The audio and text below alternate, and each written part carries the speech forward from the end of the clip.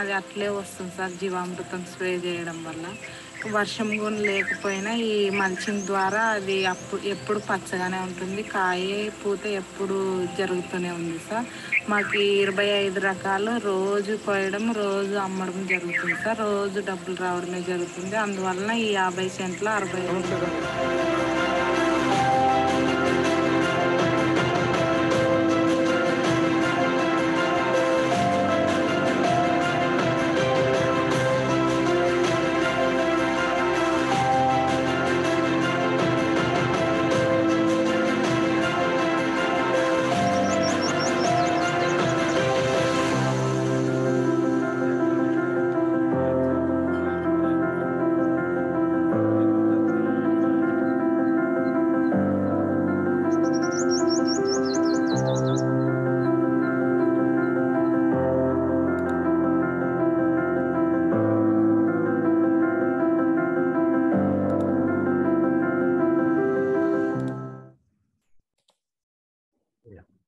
Thank you, Ian. Thank you, Stefan. Yeah. So, in the remaining time that I have, yeah. So, I'll be talking about the Andhra Pradesh community managed natural farming. This is implemented by the state government. I head the Department of Natural Farming, which is implementing this program. I also head the Farmers Empowerment Corporation, Raitu Sadhikara Samastha, which is the implementing agency. And our vision is that by 2031, all 6 million farmer households and also 2 million farm worker households, these are landless households. So their livelihood should be stabilized, and 6 million hectares of farmland should be transformed to regenerative agriculture, or what we call as natural farming. Next one, please. Yeah. So we call this farming in harmony with nature for people and for the planet, and which is a solution for the multiple emergencies that we have all been discussing, and especially most of the emergencies that were mentioned yesterday. Next one, please. These are the principles that we follow, and I believe these are universal principles applicable in any country. First and foremost is maximizing the power of photosynthesis. So to keep the soil covered with living crops 365 days of the year. So the living root principle, as we call it. And then crop diversity. We have told farmers at least 8 different crops. So they generally go for 15 to 20 different crops. We're trying to incorporate trees. And then minimal disturbance of soils. This, of course, is difficult, but still, our farmers are slowly getting used to this. Integration of animals into farming, which is quite natural in India, not such a serious problem. And then biostimulants as necessary catalysts. So biological inputs are not fertilizers. They are basically catalysts to stimulate soil biology. And organic residues on the soil, basically keep the soil covered with crop residues and in some cases the dung, etc. Use of indigenous seed is what we recommend. And pest management through better agronomic practices and botanical extracts. So the only red box is no to synthetic fertilizers, pesticides, herbicides, and weedicides. So these biological preparations made from cow dung, cow urine, etc., are really the strength of the Indian agriculture, and they make the transition process very seamless. Next one, please. Yeah, crop diversity. Next one.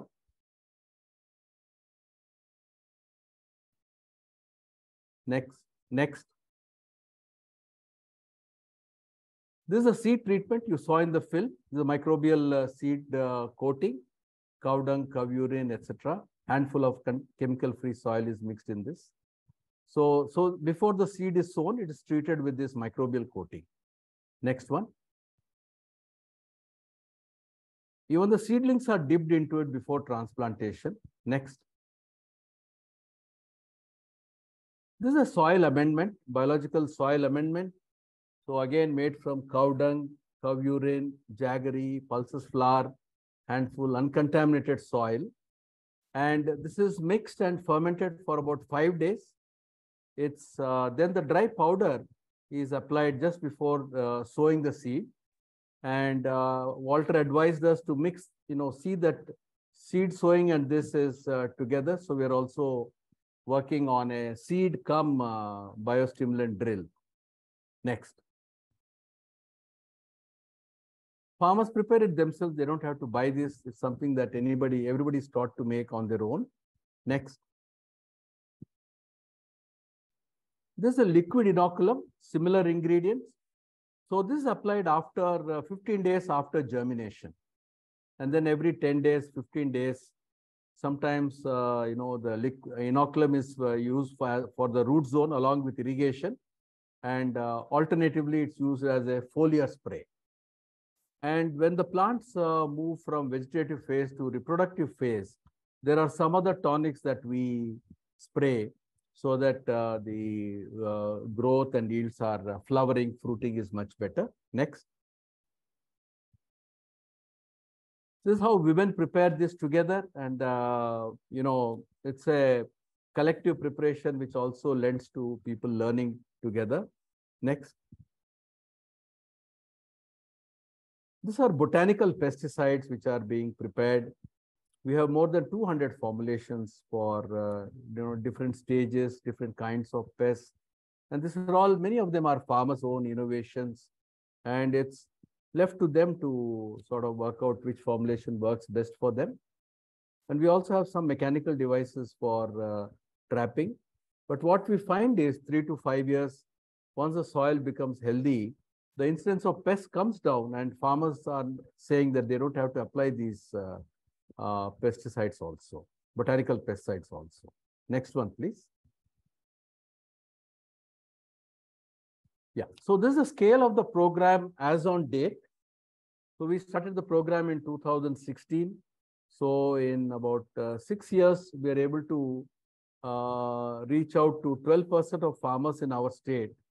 We have a footprint in 27% villages, and 4% area is right now under transition to natural farming. And I think somewhere, we believe that we have reached a tipping point. In the next 2 years, we plan to have footprint in all the villages in the state. And in each village, we spend 7 to 10 years to complete the transformation. You should keep in mind that 86% of our farmers are small and marginal farmers. So holding is only 1 hectare per person. And transition takes 3 to 5 years. So during the transition, we do not provide any incentives, no cash incentives to farmers during transition. And also we do not promise them any market premia after transition. So we believe that they should gain from the first year itself. And we should not give any of these incentives.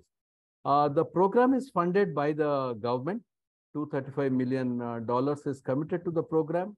I'm trying to raise more money. I expect that I may require about $1 billion up to 2031. We are quite confident of raising that money.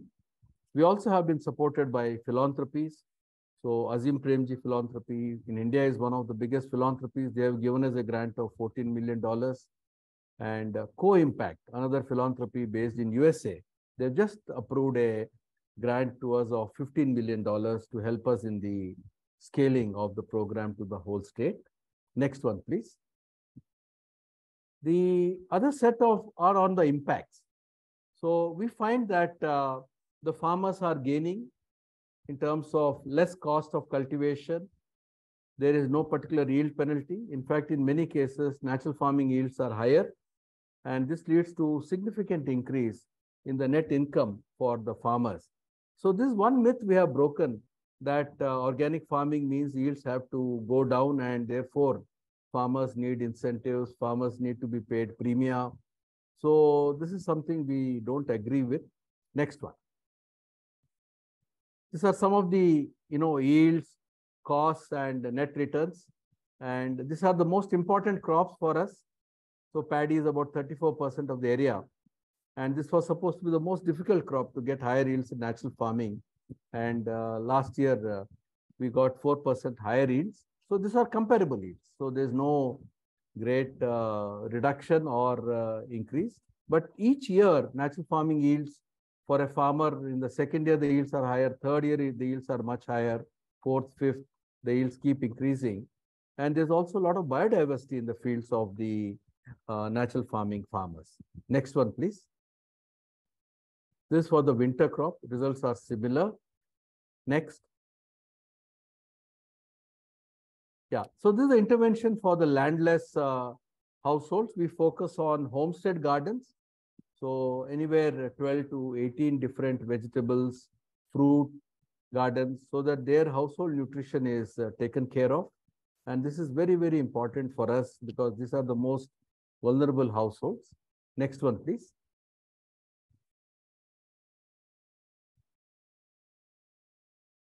Yeah, so we see biodiversity restoration very quickly in our fields. See pollinators, you see birds, you see earthworms. Next. Yeah, so next, please. We see resilience to floods. These are two neighboring fields. And so NF plot is, resilient to flood damages. Next. This is very important. We find that crop water requirement, and we didn't expect this kind of a dramatic reduction in crop water requirement. We are finding about 50% reduction in water on an average. So this is somewhere in the third year, the farmers are able to notice about 50% reduction in the crop water requirement. So we have now got two independent studies, external independent studies studying this, because this is very important in terms of reduction in subsidies for around water and fertilizer subsidies. Next one, please. Yeah, this all of you know that regenerative agriculture leads to soil carbon sequestration, greater water holding capacity, more efficient nutrient absorption mechanism, and most important is the soil structure created by the microbes, fungi, and bacteria, etc. Next one, please. Yeah, so this is a very important part. So we are able to see that soils have become porous. So automatically water infiltration has improved, water holding capacity has increased. And in 2018, we did an experiment on whether natural farming can enable water vapor in the air to be harnessed for irrigation. And I was inspired by Walter Yena's lectures, and I decided to put it to test. Next. Yeah. So we did this experiment in 2018. We got the results in 2019, very successful. Only 11 farmers tried. And Walter came, spent about 12 days with us in 2019, and he gave us many more suggestions for improving our package of practices. So this is an experiment we initiated in 2020 with 110 farmers. Was, can we have in semi-arid areas, in desert-like conditions, can we have crops throughout the year? Can farmers earn 3 to 5 times incomes that they were earning prior to our intervention? And can we restore degraded lands? Can we restore deserts, lands which are lying fallow for more than 5 years? And our work shows, our experiments show that it is possible to do this. I'll just show you some case studies. Yeah. So this is like you know, in a district where even one crop was difficult, we are now enabling farmers to take 3 crops. Of course, numbers are still small. This is at a, we'll be doing about 9,000 farmers this year in Anantapur, and maybe another 8 or 10,000 in remaining 13 districts. So the idea is to keep the ground covered with diverse crops throughout the year, crops which give income to the farmers, but also more important, protect the soil and regenerate the soil. Next one, please. So this is an example of a woman farmer. She's also a leader of the women self-help groups, and she's also our trainer. So it's just on 1 acre of soil where she's taking some 18-20 crops throughout the year. Next one, please. So this is how she has March to May is one season for her. June to October, which is the rainy season, which is the main cropping season. And then she has a winter cropping, winter season of vegetables, etc. Next one, please. Yeah, so this is her plot of land in the hot summer. She did the sowing in April, where nobody does the sowing because it is so hot and dry. And with a few showers, the germination happened 1 week later. 22 kinds of crops were sown. Next one, please. So this is the mulch, crop residue mulch, about 3 to 4 inches of this on that plot of land. Next. The seeds are pelleted. So the seed coating, seed pelleting has that Bijamrutam, which is the microbial coating, then fine clay powder, and then the Ganajivamrita, which is the soil amendment, also powdered finely. And the final coating is that of the ash, wood ash, firewood ash. So this is done very simply by farmers. We have trained the farmers to do this coating. And of course, in between they spray water. And once you sow these pelleted seeds, so nothing happens even for 1 month, 2 months if it doesn't rain. But when it rains, germination happens and the crop survives. So Walter did, give us, we spent about 4 days brainstorming on what is happening, how this is germination is happening, etc. So he's helping us line up experiments on this. Next one, please. So this is her field in hot summer, 30th May 2021. You can see diversity of crops. Next. So these are her winter vegetables. Again, a wide variety: tomatoes, aubergines, chilies, radish, different kinds of peas, beans. Next one, please. This table is very important for farmers in semi-arid areas. It shows that they can get money every month. So it's like a, and money from diverse crops, not from one crop. So this is an inbuilt insurance. And then more important is keeping the ground covered is basically improving the soil in more ways than we can imagine. Next one, please. This is another farmer. Her land was lying fallow for about 8 years. And through natural farming, she was able to restore her land. Similar methods as explained: mulching, using pelleting, and growing diverse crops.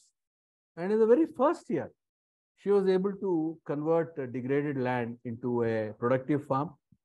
And she is now our master trainer. She trains a lot of people in this. Next one, please.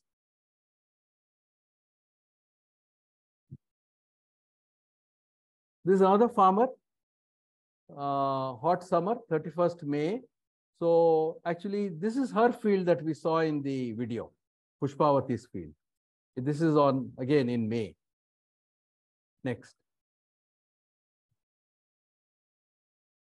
Next one. Another farmer who has used, this is degraded land, he has used the tree and vegetable root to restore his land. Next one.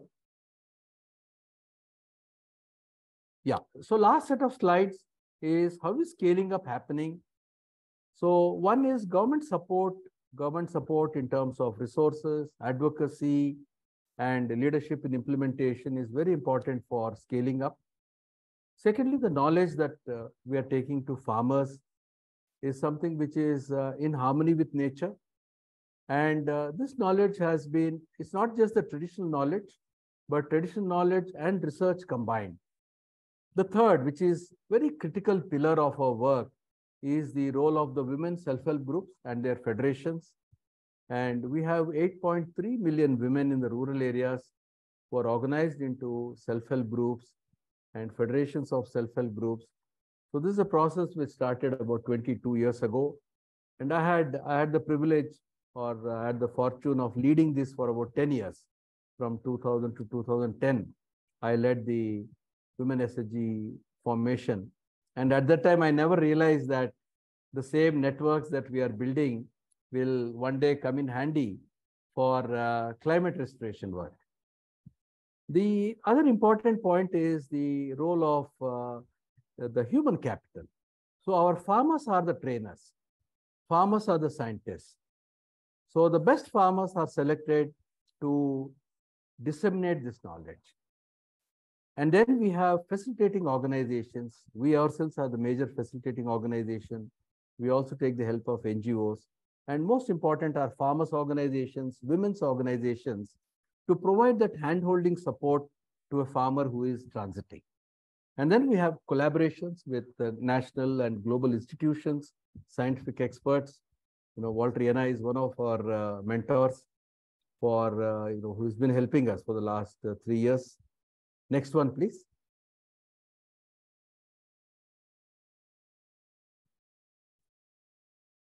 Two minutes left. This is, yes, I'm concluding. So this is the role of women in various activities. They manage the program, they prepare these inputs, they learn from each other, they finance the transition, and they also ensure that the most vulnerable people are part of the group. Next one.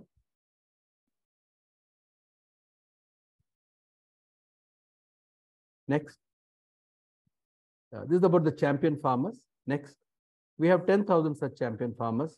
Yeah, so so these are the research collaborations with a wide range of institutions. These are the international research organizations with whom we are working, collaborating. Next one. So we're also working with national research organizations, state agriculture university, and we do a lot of studies ourselves.